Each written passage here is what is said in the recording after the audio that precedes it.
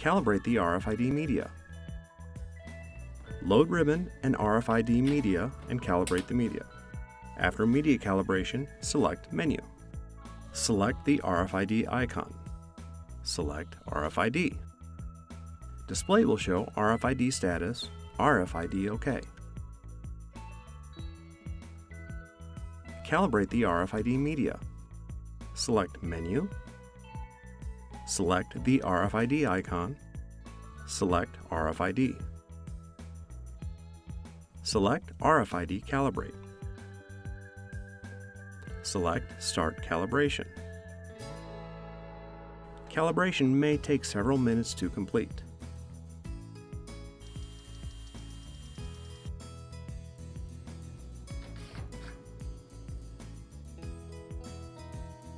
Select the check mark.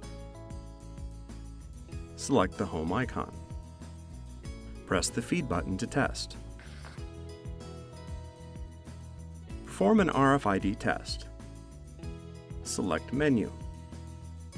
Select RFID icon. Select RFID. Select RFID test.